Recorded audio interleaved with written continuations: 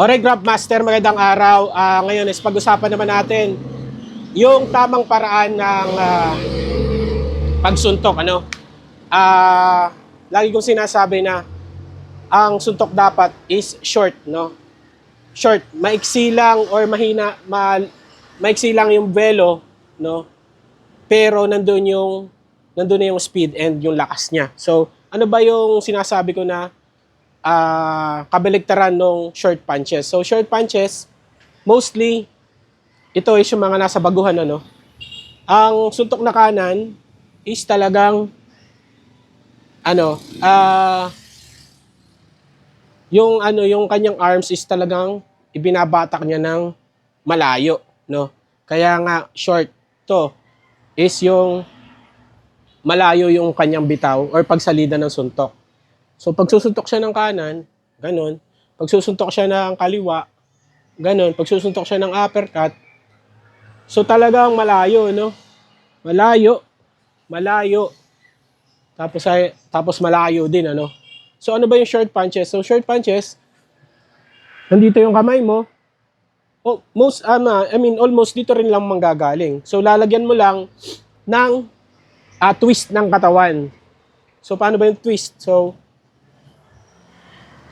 pag straight, di ba? Pag hook, so maiksi lang, no? Hindi mo kailangang ipersa na malayo, no? So, twist mo lang ganyan. So, nandun na yung lakas mula sa paa hanggang pag-akyat dito sa katawan at pag yung persa nandito na sa mga kamao mo, no? So, short. Ganon din sa left hook. So, sa halip na ganon, iksian mo lang. So, nandito lang almost, no? Parang, dito lang din ang galing, ano? Hindi na kung saan mo hinuhugot yung suntok mo. Sa uppercut, ganon din. Yan. So, ano ba yung importansya ng short punches? So, especially kung sa dikitan, no? Dahil kung dikitan, tapos ang suntok mo is malalayo, lagi kang maunahan. And kung malayo yung bitaw mo, is talagang vulnerable ka, no, sa mga patama. Lalong-lalo na sa mga high level, nasa championship, mga top 5, top 10. Hindi yan tumatapon ng mga ganong suntok. Talagang napakaiksi lang, no. Ang magaling sa short punches sa Pilipino, si Taduran, no. Si Taduran, Pedro Taduran, Kid General. Napakagaling sumuntok niya. Short, may pagka-brawler talaga. As in, brawler talaga siya. Pero yung decente yung mga suntok niya, maiksi lang, no?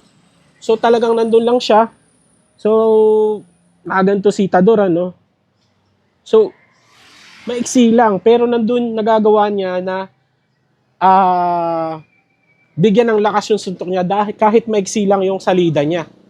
Okay? So, ito kasi salida yan, eh. Salida. Kaso ang napakatagal niya, no? Napakatagal ng travel. Millisecond yung ating pinag-uusapan dito dahil boxing to. 'Di ba? So talaga dapat short lang. Short. So kung nandito siya, kung nandito yung mga kamay mo, so pwede ka sumalida, bababa mo lang konti, sasamahan mo ng twist at persa ng katawan mo. So yun, para makatama ka na mas maayos or mas advance yung mga suntok mo. Lalong-lalo na sa mga nagte-training na mga bata, nagsisimula sa boxing, sanayin nyo na maiksi lang yung salida nyo, no? Maiksi lang. Kung ikaw is nandito na sa lugar or nandito ka sa mundo ng boxing at ang mga suntok mo is wasiwas, no? Wasiwas. Sorry, wala kang mararating. Kailangan talaga decente ang suntok mo. At yun is makakatulong talaga sa'yo. No? Short punches, no? Make it short, lalong-lalo sa mga nagpa-practice sa heavy bag. Sanayin nyo na yung sarili nyo. Sanayin nyo na yung muscle nyo sa ganung suntok lamang, no? Nasasanay naman yung muscle, eh. Kailangan lang talagang tuturuan natin yung mga muscle. So, pag nasanay na yan, mabagal ka lang, paunti-unti lang. Pag nasanay na yan, nabibigyan mo niya ng lakas ng suntok, no? Hindi mo na kailangan sumalida ng malayo. So, kunting salida lang, mas makakarating yung suntok mo na mas mabilis, and from time to time, masasanay ng muscle mo.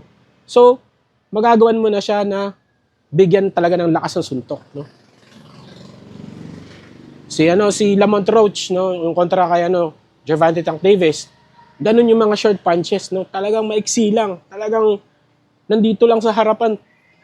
Talaga pag tumama, talagang napapaatras, talagang na out of balance kahit maganda pa yung positioning ng mga paa. Dahil malakas, no? Malakas at mabilis. So yun lang, Craftmaster. Short punches. Pag-aralan, sanayin ng sarili. At sigurado makakatulong yan ng malaki. Maraming salamat.